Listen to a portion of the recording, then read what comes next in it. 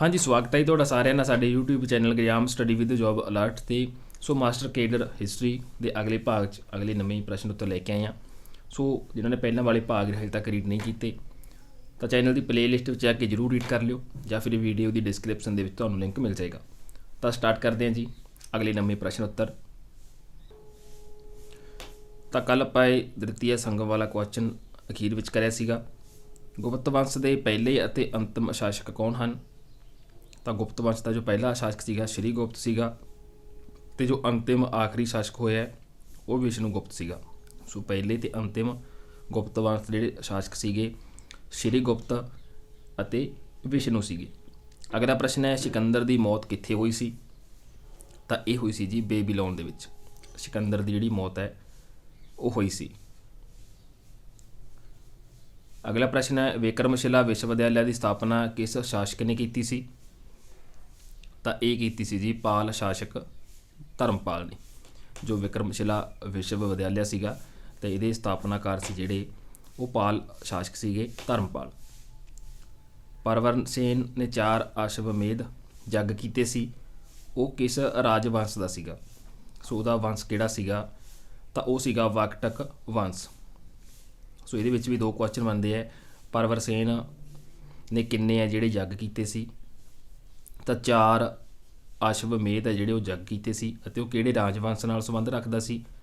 ਤਾਂ ਉਹ ਰੱਖਦਾ ਸੀ ਵਾਕਟਕ ਵੰਸ਼ ਨਾਲ। ਅਗਲਾ ਪ੍ਰਸ਼ਨ ਹੈ, ਨਚਿਕਤਾ ਦੇ ਜੰਮ ਦੇ ਵਿੱਚ ਸਭ ਤੋਂ ਪ੍ਰਸਿੱਧ ਸੰਵਾਦ ਉਲੇਖਿਤ ਹੈ? ਤਾਂ ਇਹ ਹੈ ਜੀ ਕਠੋਪਨਿਸ਼ਦ ਵਿੱਚ।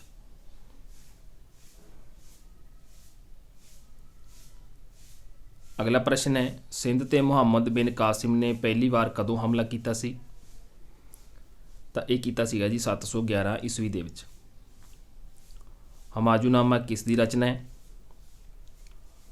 ਤਾਂ ਇਹ ਹੈ ਜੀ ਗੁਲਬਦਨ ਬੇਗਮ ਦੀ ਹਮਾਯੂਨਾਮਾ ਜਿਹੜੀ ਰਚਨਾ ਹੈ। ਅਗਲਾ ਪ੍ਰਸ਼ਨ ਹੈ, ਦਿੱਲੀ ਸਲਤਨਤ ਦੀ ਅਧਿਕਾਰਿਕ ਭਾਸ਼ਾ ਕਿਹੜੀ ਸੀ? ਤਾਂ ਇਹ ਸੀਗੀ ਜੀ ਫਾਰਸੀ ਭਾਸ਼ਾ। ਪੰਚ ਸਿਧਾਤਿਕਾ, ਵਰਾਹਿਤ ਸੰਹਿਤਾ, ਵਰਾਹਿਤ ਜਾਤਕ ਇਹ ਰਚਨਾਵਾਂ ਨੇ।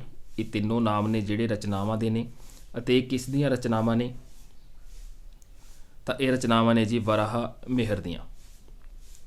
ਸ਼ਿਪਰਾ ਨਦੀ ਦੇ ਕਿਨਾਰੇ ਕਿਹੜਾ ਨਗਰ ਚੰਦਰਗੁਪਤ ਦੂਸਰੇ ਦੀ ਪੱਛਮੀ ਰਾਜਧਾਨੀ ਸੀ? ਤਾਂ ਇਹ ਸੀਗੀ ਜੀ ਉਜੈਨ।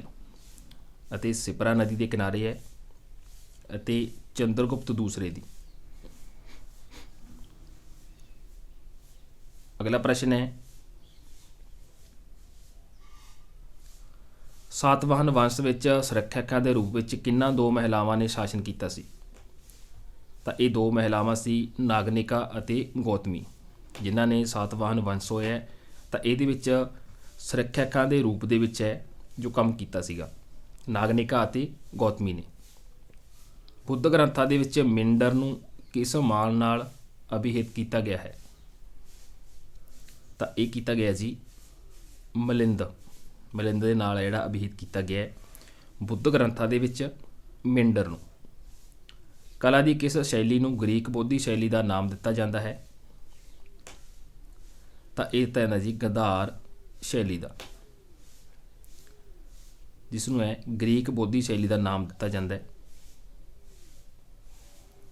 ਅਗਲਾ ਪ੍ਰਸ਼ਨ ਹੈ, ਦੇਵੀ ਚੰਦਰਗੁਪਤ ਦੀ ਰਚਨਾ ਕਿਸ ਨੇ ਕੀਤੀ ਸੀ? ਤਾਂ ਇਹ ਕੀਤੀ ਸੀ ਜੀ ਵਿਸਾਖਾ ਦੱਤ ਨੇ।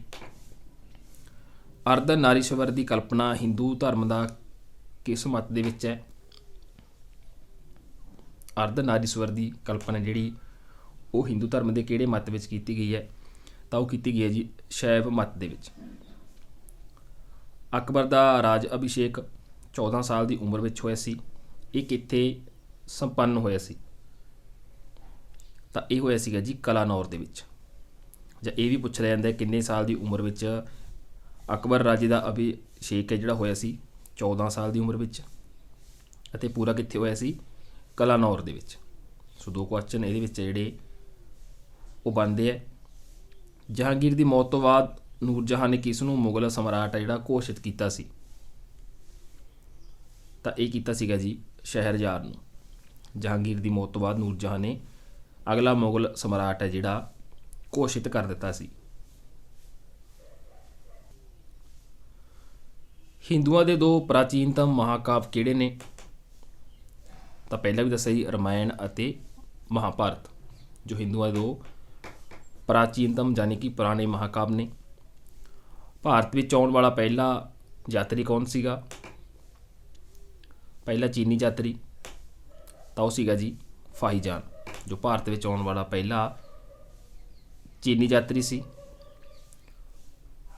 ਅਗਲਾ ਪ੍ਰਸ਼ਨ ਹੈ, ਬੌਧ ਗ੍ਰੰਥਾਂ ਅਤੇ ਭਾਸ਼ਾ ਪ੍ਰਸਤੁਤੀਕਰਨ ਦੇ ਲਈ ਚੌਥੀ ਬੌਧ ਸਭਾ ਕਿਸ ਦੇ ਸ਼ਾਸਨ ਕਾਲ ਵਿੱਚ ਹੋਈ ਸੀ? ਸੋ ਤੁਹਾਨੂੰ ਪਹਿਲਾਂ ਵੀ ਦੱਸਦੇ ਰਹਿੰਦੇ ਹਾਂ, ਕਨਿਸ਼ਕ ਦੇ ਸ਼ਾਸਨ ਕਾਲ ਦੇ ਵਿੱਚ ਚੌਥੀ ਬੌਧ ਸਭਾ ਸੰਮਤੀ ਹੈ ਜਿਹੜੀ ਹੋਈ ਸੀ ਬੌਧ ਗ੍ਰੰਥਾਂ ਅਤੇ ਭਾਸ਼ਾ ਪ੍ਰਸਤੁਤੀਕਰਨ ਦੇ ਲਈ। ਇਹ ਚੌਥੀ ਬੌਧ ਸਭਾ ਸੰਮਤੀ ਜਿਹੜੀ ਹੋਈ ਸੀ ਰਾਜੇ ਕਨਿਸ਼ਕ ਦੇ ਸ਼ਾਸਨ ਦੇ ਕਾਲ ਵਿੱਚ। ਅਗਲਾ ਪ੍ਰਸ਼ਨ ਹੈ, 1175 ਈਸਵੀ ਤੋਂ 1206 ਈਸਵੀ ਤੱਕ ਭਾਰਤ ਦੇ ਕਿਸ ਵਿਦੇਸ਼ੀ ਸ਼ਾਸਕ ਨੇ ਲਗਾਤਾਰ ਹਮਲਾ ਕੀਤਾ ਸੀ? ਉਹ ਕਿਹੜਾ ਸ਼ਾਸਕ ਸੀਗਾ? ਤਾਂ ਉਹ ਸੀਗਾ ਸਹਾਬੂਦੀਨ ਮੁਹੰਮਦ ਗੌਰੀ, ਜਿਸ ਨੇ 1175 ਈਸਵੀ ਤੋਂ 1206 ਈਸਵੀ ਤੱਕ ਭਾਰਤ 'ਤੇ ਜਿਹੜਾ ਲਗਾਤਾਰ ਹਮਲਾ ਕੀਤਾ ਸੀ। ਪ੍ਰਸਿੱਧ ਇਤਿਹਾਸਕ ਲੇਖਕ ਅਲ-ਬਰੂਨੀ ਦਾ ਵਾਸਤਵਿਕ ਨਾਂ ਕੀ ਸੀਗਾ? ਤਾਂ ਇਹ ਸੀਗਾ ਜੀ ਅਬੂ ਰੇਹਾਨ ਮੁਹੰਮਦ। ਜੋ ਅਲ-ਬਰੂਨੀ ਹੋਏ ਨੇ ਤਾਂ ਪ੍ਰਸਿੱਧ ਇਤਿਹਾਸਕ ਲੇਖਕ ਨੇ ਅਤੇ ਇਹਨਾਂ ਦਾ ਵਾਸਤਵਿਕ ਨਾਮ ਅਬੂ ਰੇਹਾਨ ਮੁਹੰਮਦ ਸੀਗਾ। ਸੋ ਇਹ ਨਾਮ ਵੀ ਪੁੱਛ ਲਿਆ ਜਾਂਦਾ ਹੈ, ਜਾਂ ਅਬੂ ਰੇਹਾਨ ਮੁਹੰਮਦ ਕਿਸ ਦਾ ਵਾਸਤਵਿਕ ਨਾਂ ਸੀ, ਇਹ ਵੀ ਪੁੱਛ ਲਿਆ ਜਾਂਦਾ ਹੈ। ਅਨੰਤ ਵਰਮਨ ਦੁਆਰਾ ਨਿਰਮਿਤ ਲਿੰਗਰਾਜ ਮੰਦਿਰ ਕਿੱਥੇ ਸਥਿਤ ਹੈ? ਤਾਂ ਇਹ ਸਥਿਤ ਹੈ ਜੀ ਭੁਵਨੇਸ਼ਵਰ ਦੇ ਵਿੱਚ। ਸੋ ਲਿੰਗਰਾਜ ਜਿਹੜਾ ਮੰਦਿਰ ਦਾ ਨਾਮ ਹੈ ਅਤੇ ਇਸ ਨੂੰ ਅਨੰਤ ਵਰਮਨ ਨੇ ਜਿਹੜਾ ਨਿਰਮਾਣ ਕਰਵਾਇਆ ਸੀ, ਇਹਦਾ ਨਿਰਮਿਤ ਯਾਨੀ ਕਿ ਨਿਰਮਾਣ, ਅਤੇ ਭੁਵਨੇਸ਼ਵਰ ਜਗ੍ਹਾ 'ਤੇ ਸਥਿਤ ਹੈ। ਮਰਾਠਾ ਸਾਮਰਾਜ ਦਾ ਦੂਸਰਾ ਸੰਸਥਾਪਕ ਕਿਸ ਨੂੰ ਮੰਨਿਆ ਜਾਂਦਾ ਹੈ? ਤਾਂ ਇਹ ਮੰਨਿਆ ਜਾਂਦਾ ਜੀ ਬਾਜੀ ਰਾਵ ਪ੍ਰਥਮ ਨੂੰ। ਜੈਨ ਮਤਾਵਲੰਬੀਆਂ ਨੇ ਕਿਸ ਆਮ ਬੋਲਚਾਲ ਦੀ ਭਾਸ਼ਾ ਨੂੰ ਅਪਣਾਇਆ? ਤਾਂ ਇਹ ਅਪਣਾਇਆ ਜੀ ਪ੍ਰਾਕਿਰਤ ਭਾਸ਼ਾ ਨੂੰ। ਅਗਲਾ ਪ੍ਰਸ਼ਨ ਹੈ, ਸਰਵਪ੍ਰਥਮ ਕਿਸ ਸ਼ਾਸਕ ਦੁਆਰਾ ਚਲਾਏ ਗਏ ਸਿੱਕਿਆਂ 'ਤੇ ਬੁੱਧ ਦੀ ਮੂਰਤੀ ਦੇ ਬਣੇ ਹੋਣ ਦੇ ਸੰਕੇਤ ਮਿਲਦੇ ਨੇ? ਤਾਂ ਇਹ ਮਿਲਦੇ ਨੇ ਜੀ ਰਾਜਾ ਕਨਿਸ਼ਕ ਦੇ ਦੁਆਰਾ ਚਲਾਏ ਗਏ ਸਿੱਕਿਆਂ 'ਤੇ ਬੁੱਧ ਦੀ ਮੂਰਤੀ ਦੇ ਬਣੇ ਹੋਣ ਦੇ ਸੰਕੇਤ ਹੈ ਜਿਹੜੇ ਮਿਲਦੇ ਹੈ। ਅਤੇ ਸਭ ਤੋਂ ਪਹਿਲਾਂ ਇਹ ਸਿੱਕੇ ਸੀ ਜਿਹੜੇ ਰਾਜਾ ਕਨਿਸ਼ਕ ਦੇ ਦੁਆਰਾ ਚਲਾਏ ਗਏ ਸੀ। ਮਹਾਜਨਪਦਾਂ ਵਿੱਚ ਕਿਸ ਮਹਾਜਨਪਦ ਦੀ ਰਾਜਧਾਨੀ ਦਾ ਨਾਂ ਗਿਰੀਵਰਜ ਸੀਗਾ? ਤਾਂ ਉਹ ਸੀਗਾ ਜੀ ਮਗਧ। ਮਗਧ ਮਹਾਜਨਪਦ ਦੀ ਰਾਜਧਾਨੀ ਦਾ ਨਾਂ ਸੀ ਜਿਹੜਾ ਉਹ ਗਿਰੀਵਰਜ ਸੀਗਾ, ਤਾਂ ਮਹਾਜਨਪਦਾਂ ਦੇ ਵਿੱਚ ਆਉਂਦਾ ਸੀ। ਅਗਲਾ ਪ੍ਰਸ਼ਨ ਹੈ, ਬਿੰਦੂਸਾਰ ਦੀ ਮੌਤ ਉਸ ਦੇ ਸਮੇਂ ਅਸ਼ੋਕ ਕਿੱਥੋਂ ਦੇ ਵਾਇਸਰਾਏ ਸੀਗੇ? ਤਾਂ ਉਦੋਂ ਅਸ਼ੋਕ ਉਜੈਨ ਦਾ ਜਿਹੜਾ ਵਾਇਸਰਾਏ ਸੀਗਾ ਜਦੋਂ ਬਿੰਦੂਸਾਰ ਦੀ ਮੌਤ ਹੋਈ ਸੀ, ਜਾਂ ਉਸ ਦੀ ਮੌਤ ਦੇ ਸਮੇਂ। ਜਾਂ ਇਸਲਾਮੀ ਆਚਾਰ ਵਿਚਾਰ ਦੇ ਕਾਨੂੰਨ ਨੂੰ ਕੀ ਕਿਹਾ ਜਾਂਦਾ ਹੈ? ਤਾਂ ਇਹ ਕਿਹਾ ਜਾਂਦਾ ਹੈ ਜੀ ਸ਼ਰੀਅਤ। ਜੋ ਇਸਲਾਮੀ ਆਚਾਰ ਵਿਚਾਰ ਦਾ ਕਾਨੂੰਨ ਸੀ ਤਾਂ ਉਸਨੂੰ ਸ਼ਰੀਅਤ ਕਿਹਾ ਜਾਂਦਾ ਸੀ। ਪ੍ਰਿਥਵੀ ਰਾਜ ਚੌਹਾਨ ਦੇ ਵਿਰੁੱਧ ਮੁਹੰਮਦ ਗੌਰੀ ਦੀ ਸਹਾਇਤਾ ਕਰਨ ਕਾਰਨ ਕਿਸ ਸ਼ਾਸਕ ਨੂੰ ਦੇਸ਼ ਧਰੋਹੀ ਨਾਮ ਨਾਲ ਜਿਹੜਾ ਜਾਣਿਆ ਜਾਂਦਾ ਹੈ? ਤਾਂ ਇਹ ਜਾਣਿਆ ਜਾਂਦਾ ਜੀ ਕਨੌਜ ਦੇ ਜੈਚੰਦਰ ਨੂੰ। ਅਤੇ ਪ੍ਰਿਥਵੀ ਰਾਜ ਚੌਹਾਨ ਦੇ ਵਿਰੁੱਧ ਇਸ ਨੇ ਜਿਹੜੀ ਮੁਹੰਮਦ ਗੌਰੀ ਦੀ ਸਹਾਇਤਾ ਕੀਤੀ ਸੀ, ਜਿਸ ਕਰਕੇ ਇਸ ਨੂੰ ਦੇਸ਼ ਧਰੋਹੀ ਕਿਹਾ ਜਾਂਦਾ ਹੈ, ਕਨੌਜ ਦੇ ਜੈਚੰਦਰ ਨੂੰ। ਅਗਲਾ ਪ੍ਰਸ਼ਨ ਹੈ, ਕੋਨਾਰਕ ਦੇ ਪ੍ਰਸਿੱਧ ਸੂਰਜ ਮੰਦਰ ਦਾ ਨਿਰਮਾਣ ਕਿਸ ਸ਼ਾਸਕ ਦੇ ਸੰਰਖਣ ਵਿੱਚ ਹੋਇਆ ਸੀਗਾ? ਤਾਂ ਇਹ ਹੋਇਆ ਸੀਗਾ ਜੀ ਨਾਰ ਸਿੰਘ ਪ੍ਰਥਮ ਦੇ ਸੰਰਖਣ ਦੇ ਵਿੱਚ। ਜੋ ਕੋਨਾਰਕ ਦਾ ਸੂਰਜ ਮੰਦਰ ਹੈ ਬਹੁਤ ਪ੍ਰਸਿੱਧ ਹੈ, ਤਾਂ ਇਸ ਦਾ ਨਿਰਮਾਣ ਹੋਇਆ ਸੀਗਾ। ਮੁਗਲ ਕਾਲ ਵਿੱਚ ਜਾਸੂਸ ਅਤੇ ਗੁਪਤ ਸੂਚਨਾਵਾਂ ਦੇਣ ਵਾਲੇ ਨੂੰ ਕੀ ਕਿਹਾ ਜਾਂਦਾ ਸੀ? ਤਾਂ ਉਸ ਨੂੰ ਕਿਹਾ ਜਾਂਦਾ ਸੀ ਜੀ ਹਰਕਾਰਾ, ਜੋ ਮੁਗਲ ਕਾਲ ਦੇ ਵਿੱਚ ਜਾਸੂਸ ਅਤੇ ਗੁਪਤ ਸੂਚਨਾਵਾਂ ਦਿੰਦਾ ਸੀ। ਮੁਗਲ ਕਾਲ ਵਿੱਚ ਸੁਤੰਤਰਤਾ ਦੀ ਭਾਵਾਂ ਦੀ ਪ੍ਰੇਰਨਾ ਕਿਸ ਨੇ ਪ੍ਰਦਾਨ ਕੀਤੀ ਸੀ? ਤਾਂ ਇਹ ਕੀਤੀ ਸੀ ਜੀ ਮਾਤਾ ਜੀਜਾਬਾਈ ਅਤੇ ਗੁਰੂ ਰਾਮਦਾਸ ਜੀ ਨੇ। ਮੁਗਲ ਕਾਲ ਦੇ ਵਿੱਚ ਜਿਹੜਾ ਸੁਤੰਤਰਤਾ ਦੇ ਭਾਵਾਂ ਦੀ ਪ੍ਰੇਰਨਾ ਜਿਹੜੀ ਦਿੱਤੀ ਗਈ ਸੀ। ਅਗਲਾ ਪ੍ਰਸ਼ਨ ਹੈ, ਵੈਸ਼ਾਲੀ ਕਿਸ ਮਹਾਜਨਪਦ ਦੀ ਰਾਜਧਾਨੀ ਸੀ? ਤਾਂ ਇਹ ਸੀ ਜੀ ਵੇਜੀ ਦੀ। ਇਸਤਰੀਆਂ ਨੂੰ ਕੁਆਰੀ ਅਵਸਥਾ ਵਿੱਚ ਪਿਤਾ ਵਿਆਹ ਦੇ ਪਤੀ ਅਤੇ ਬੁਢਾਪੇ ਵਿੱਚ ਪੁੱਤਰ ਦੇ ਸੰਰਖਣ ਵਿੱਚ ਰਹਿਣ ਦਾ ਨਿਰਦੇਸ਼ ਕਿਸ ਸਮਰਿਤੀ ਵਿੱਚ ਪ੍ਰਦਾਨ ਕੀਤਾ ਗਿਆ? ਤਾਂ ਇਹ ਕੀਤਾ ਗਿਆ ਸੀ ਜੀ ਮਨੂ ਸਮਰਿਤੀ ਦੇ ਵਿੱਚ। ਪਾਟਲੀਪੁੱਤਰ ਵਿੱਚ ਧਨਾਨੰਦ ਨਾਲ ਮਗਧ ਦਾ ਸਿੰਘਾਸਨ ਖੋਹਣ ਤੋਂ ਪਹਿਲਾਂ ਚੰਦਰਗੁਪਤ ਕਿੰਨਾ ਪ੍ਰਦੇਸ਼ਾਂ ਨੂੰ ਜਿੱਤ ਚੁੱਕਿਆ ਸੀ? ਤਾਂ ਸਿੰਧ ਅਤੇ ਪੰਜਾਬ ਨੂੰ ਚੰਦਰਗੁਪਤ ਜਿਹੜਾ ਇਹਨਾਂ ਪ੍ਰਦੇਸ਼ਾਂ ਨੂੰ ਜਿੱਤ ਚੁੱਕਿਆ ਸੀਗਾ। ਕਨਵ ਵੰਸ਼ ਦੀ ਸਥਾਪਨਾ ਵਾਸੂਦੇਵ ਨੇ ਕੀਤੀ ਸੀ ਅਤੇ ਇਸ ਵੰਸ਼ ਦਾ ਅੰਤਮ ਸ਼ਾਸਕ ਹੈ ਜਿਹੜਾ ਕੌਣ ਸੀਗਾ? ਤਾਂ ਉਹ ਸੀਗਾ ਜੀ ਸੁਸ਼ਰਮਾ, ਜੋ ਇਸ ਵੰਸ਼ ਦਾ ਅੰਤਿਮ ਸ਼ਾਸਕ ਹੋਇਆ ਅਤੇ ਕਨਵ ਵੰਸ਼ ਦੀ ਸਥਾਪਨਾ ਜਿਹੜੀ ਵਾਸੂਦੇਵ ਨੇ ਕੀਤੀ ਸੀ।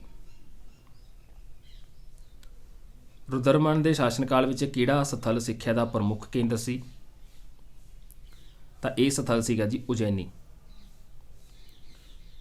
ਅਰਧ ਨਾਰੀਸ਼ਵਰ ਦੀ ਕਲਪਨਾ ਹਿੰਦੂ ਧਰਮ ਦੇ ਕਿਸ ਮਤ ਵਿੱਚ ਹੈ? ਤਾਂ ਇਹ ਹੈ ਜੀ ਸ਼ੈਵ ਮਤ ਦੇ ਵਿੱਚ। ਦਿੱਲੀ ਸਲਤਨਤ ਦੀ ਸੀਮਾ ਦਾ ਸਭ ਤੋਂ ਵੱਧ ਵਿਸਤਾਰ ਕਿਸ ਸੁਲਤਾਨ ਦੇ ਸਮੇਂ ਵਿੱਚ ਹੋਇਆ ਸੀ? ਤਾਂ ਇਹ ਹੋਇਆ ਸੀ ਜੀ ਮੁਹੰਮਦ ਬਿਨ ਤੁਗਲਕ ਸੁਲਤਾਨ ਦੇ ਸਮੇਂ ਦੇ ਦੌਰਾਨ ਹੈ ਜਿਹੜਾ ਦਿੱਲੀ ਸਲਤਨਤ ਦੀ ਸੀਮਾ ਦਾ ਸਭ ਤੋਂ ਵੱਧ ਵਿਸਤਾਰ ਹੋਇਆ ਸੀ। ਅਗਲਾ ਪ੍ਰਸ਼ਨ ਹੈ, ਸੁਤੰਤਰ ਰਾਜਪੂਤ ਰਾਜ ਮੇਵਾੜ ਦਾ ਸਭ ਤੋਂ ਪ੍ਰਸਿੱਧ ਸ਼ਾਸਕ ਕੌਣ ਹੋਇਆ? ਤਾਂ ਇਹ ਹੋਇਆ ਜੀ ਰਾਣਾ ਕੁੰਭਾ, ਜੋ ਸੁਤੰਤਰ ਰਾਜਪੂਤ ਸੀਗਾ ਤੇ ਮੇਵਾੜ ਦਾ ਸਭ ਤੋਂ ਪ੍ਰਸਿੱਧ ਸ਼ਾਸਕ ਹੋਇਆ। ਮਰਾਠਾ ਰਾਜ ਦੇ ਸੁਤੰਤਰ ਸ਼ਾਸਕ ਦੇ ਰੂਪ ਵਿੱਚ 1674 ਈਸਵੀ ਦੇ ਵਿੱਚ ਸ਼ਿਵਾਜੀ ਦਾ ਵਿਧੀਗਤ ਰਾਜ ਅਭਿਸ਼ੇਕ ਕਿੱਥੇ ਹੋਇਆ ਸੀਗਾ? ਤਾਂ ਇਹ ਹੋਇਆ ਸੀਗਾ ਜੀ ਰਾਏਗੜ੍ਹ ਦੇ ਦੁਰਗ ਦੇ ਵਿੱਚ। ਤਾਂ 1674 ਦੇ ਵਿੱਚ ਹੋਇਆ ਸੀਗਾ ਅਤੇ ਮਰਾਠਾ ਰਾਜ ਦਾ ਸੁਤੰਤਰ ਸ਼ਾਸਕ ਦੇ ਰੂਪ ਵਿੱਚ ਕਿਹਨਾਂ ਦਾ ਹੋਇਆ ਸੀ? ਸ਼ਿਵਾਜੀ ਦਾ। ਕਿਸ ਪੇਸ਼ਵਾ ਦੇ ਸਮੇਂ ਮਰਾਠਾ ਸੰਘ ਦੀ ਸਾਰੀ ਸ਼ਕਤੀ ਪੇਸ਼ਵਾ ਦੇ ਹੱਥਾਂ ਵਿੱਚ ਆ ਗਈ ਸੀ? ਤਾਂ ਬਾਜੀ ਰਾਵ ਪ੍ਰਥਮ। ਇਹਨਾਂ ਦੇ ਸਮੇਂ ਜੋ ਮਰਾਠਾ ਸੰਘ ਸੀ ਤਾਂ ਸਾਰੀ ਸ਼ਕਤੀ ਸੀ ਜਿਹੜੀ ਉਹ ਪੇਸ਼ਵਾ ਦੇ ਹੱਥਾਂ ਦੇ ਵਿੱਚ ਆ ਗਈ ਸੀ। ਸੋ ਦੋਸਤੋ ਇਹ ਅਗਲੇ ਭਾਗ ਦੇ ਅਗਲੇ ਮੋਸਟ ਇੰਪੋਰਟੈਂਟ ਕੁਐਸਚਨ ਨੇ। ਸੋ ਕੰਟੀਨਿਊ ਤੁਹਾਨੂੰ ਇਸੇ ਤਰ੍ਹਾਂ ਕੁਐਸਚਨ ਜਿਹੜੇ ਪ੍ਰੋਵਾਈਡ ਕਰਦੇ ਰਹਾਂਗੇ। ਸੋ ਨੋਟੀਫਿਕੇਸ਼ਨ ਦੇ ਰਿਗਾਰਡਿੰਗ ਬਹੁਤ ਸਾਰੇ ਕਮੈਂਟ ਆ ਰਹੇ ਸੀਗੇ। ਸੋ ਵਿਭਾਗ ਨੇ ਇਹੀ ਕਿਹਾ ਸੀ ਕਿ 25 ਤਰੀਕ ਨੂੰ ਨੋਟੀਫਿਕੇਸ਼ਨ ਜਾਰੀ ਕੀਤਾ ਜਾਏਗਾ, ਪਰ 25 ਤਰੀਕ ਜਿਹੜੀ ਲੰਘ ਚੁੱਕੀ ਹੈ। ਸੋ ਕਿਤੇ ਨਾ ਕਿਤੇ ਜੋ ਯੂਨੀਅਨ ਨੇ ਗੱਲ ਕਹੀ ਸੀ ਉਹ ਸੱਚ ਹੁੰਦੀ ਜਾ ਰਹੀ ਹੈ ਕਿ ਇਹ ਨੋਟੀਫਿਕੇਸ਼ਨ ਜਿਹੜਾ ਕਿਉਂ ਨਹੀਂ ਜਾਰੀ ਕੀਤਾ ਜਾ ਰਿਹਾ, ਕਿਉਂਕਿ ਪੋਸਟਾਂ ਨੇ ਜਿਹੜੀਆਂ ਉਹ ਬਹੁਤ ਘੱਟ ਨੇ, ਖਾਸ ਕਰ SST ਪੰਜਾਬੀ ਅਤੇ ਹਿੰਦੀ ਦੀਆਂ। ਸੋ ਇਸ ਕਰਕੇ ਇਹ ਨੋਟੀਫਿਕੇਸ਼ਨ ਜਿਹੜਾ ਜਾਰੀ ਨਹੀਂ ਕੀਤਾ ਜਾ ਰਿਹਾ, ਕਿਉਂਕਿ ਅਗਰ ਨੋਟੀਫਿਕੇਸ਼ਨ ਜਾਰੀ ਹੋ ਗਿਆ ਸਾਰਿਆਂ ਨੂੰ ਪੋਸਟਾਂ ਦਾ ਪਤਾ ਚੱਲ ਜਾਏਗਾ ਕਿ ਕਿੰਨੀਆਂ ਪੋਸਟਾਂ ਜਿਹੜੀਆਂ ਆਈਆਂ ਨੇ। ਟੋਟਲ 10,880 ਨੇ, ਉਹਦੇ ਵਿੱਚ ਅਲੱਗ-ਅਲੱਗ ਜਿਵੇਂ ਆਰਟ ਐਂਡ ਕਰਾਫਟ ਟੀਚਰ ਨੇ ਅਤੇ ਹੋਰ ਡਿਪਾਰਟਮੈਂਟ ਵਿੱਚ ਵੀ ਪੋਸਟਾਂ ਆਊਟ ਕੀਤੀਆਂ ਹੋਈਆਂ ਨੇ। ਸੋ ਇਹੀ ਕਾਰਨ ਹੈ ਕਿ ਨੋਟੀਫਿਕੇਸ਼ਨ ਜਿਹੜਾ ਆਊਟ ਨਹੀਂ ਹੋ ਰਿਹਾ। ਸੋ ਇੰਨੀਆਂ ਪੋਸਟਾਂ ਜਦੋਂ ਐਲਾਨ ਹੋ ਚੁੱਕਿਆ ਹੈ, ਨੋਟੀਫਿਕੇਸ਼ਨ ਦੇ ਵਿੱਚ ਇੰਨੀ ਦੇਰੀ ਕਿਉਂ ਹੋ ਰਹੀ ਹੈ?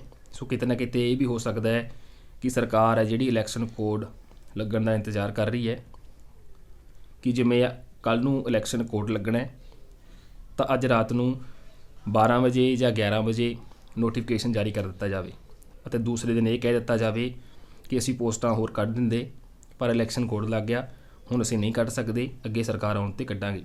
ਸੋ ਇਹ ਸਰਕਾਰ ਦੀਆਂ ਸਾਰੀਆਂ ਪਾਲਿਸੀਆਂ ਹੁੰਦੀਆਂ ਨੇ। ਸੋ ਯੂਨੀਅਨ ਦਾ ਜ਼ਰੂਰ ਸਾਥ ਦਿਆ ਕਰੋ, ਅਸੀਂ ਵਾਰ-ਵਾਰ ਕਹਿੰਦੇ ਹਾਂ। ਸੋ ਬਾਕੀ ਜੋ ਵੀ ਇਹਦੇ ਰਿਗਾਰਡਿੰਗ ਅਪਡੇਟ ਆਏਗੀ, ਚਾਹੇ ਯੂਨੀਅਨ ਵੱਲੋਂ ਆਏਗੀ ਜਾਂ ਕੋਈ ਸਰਕਾਰ ਵੱਲੋਂ ਆਏਗੀ ਜਾਂ ਫਿਰ ਨੋਟੀਫਿਕੇਸ਼ਨ ਆਏਗਾ, ਤਾਂ ਜ਼ਰੂਰ ਜਾਣਕਾਰੀ ਤੁਹਾਡੇ ਨਾਲ ਸ਼ੇਅਰ ਕਰਾਂਗੇ। ਸੋ ਚੈਨਲ ਨੂੰ ਸਬਸਕ੍ਰਾਈਬ ਅਤੇ ਬੈਲ ਆਈਕਨ ਆਲ 'ਤੇ ਪ੍ਰੈਸ ਕਰਨਾ ਨਾ ਭੁੱਲਣਾ, ਤਾਂ ਤੁਹਾਨੂੰ ਸਮੇਂ ਸਿਰ ਸਾਡੇ ਦੁਆਰਾ ਜੋ ਵੀ ਅਪਡੇਟ ਦਿੱਤੀ ਜਾਂਦੀ ਹੈ ਉਹ ਮਿਲਦੀ ਰਹੇ। ਸੋ ਮਿਲਦੇ ਹਾਂ ਜੀ ਅਗਲੇ ਭਾਗ ਦੇ ਵਿੱਚ ਅਗਲੇ ਨਵੇਂ ਪ੍ਰਸ਼ਨਾਂ ਨਾਲ। ਉਦੋਂ ਤੱਕ ਲਈ ਧੰਨਵਾਦ ਜੀ।